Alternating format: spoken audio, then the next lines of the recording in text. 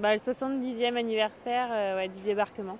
Parce que ça reste notre histoire et je pense qu'on l'oublie un peu beaucoup en ce moment. Pour nos enfants, pour ceux à venir, il faut qu'ils l'apprennent parce qu'il y a de plus en plus de personnes qui décèdent et qui ne pourront plus nous le raconter. Donc voilà, c'est bien de faire des choses comme ça pour nous le rappeler. Les Jeux mondiaux équestres qui se sont Ils sont déroulés là, déroulés dans dernièrement. l'Orne et dans le Calvados également. Principalement les mondiaux hippies. C'était quand même mondial, le mot l'indique. Et puis ça a fait venir beaucoup de monde dans le quartier. L'événement qui a marqué 2014 en Basse-Normandie, pour moi, c'est les 70 ans du débarquement. Parce que ça fait partie quand même de l'histoire de la France, du patrimoine du Calvados. On est à proximité des plages. Donc c'est des lieux qu'on fréquente toute l'année, que ce soit pour le loisir l'été ou juste pour la balade. Et ça reste un événement historique qui nous a tous marqués à l'échelle planétaire, quoi. Alors le 70e, moi je veux dire le 70e anniversaire.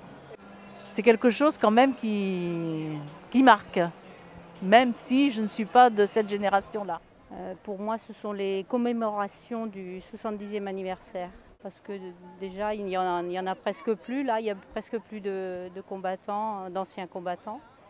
Et c'était un bel hommage qu'on leur a fait, je pense. Les événements qui m'ont marqué cette année, c'est vraiment les Jeux équestres et puis le 70e anniversaire du débarquement qui, à mon avis, a drainé pas mal de tourisme dans la région de Basse-Normandie. Parce que ça a favorisé le tourisme dans la région et pour nous, ça a été fédérateur au niveau de Saint-Lô. Par exemple, on a fait au niveau des Jeux équestres, on a eu des compétiteurs qui sont venus donc, à Saint-Lô où il y a le haras national.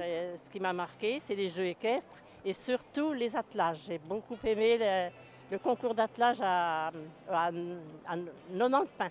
D'abord les tenues, les calèches et puis le dressage des chevaux.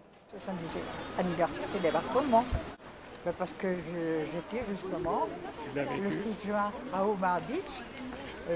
Quand j'étais dans le cimetière à faire la procession, les parachutistes descendaient dans le château à côté.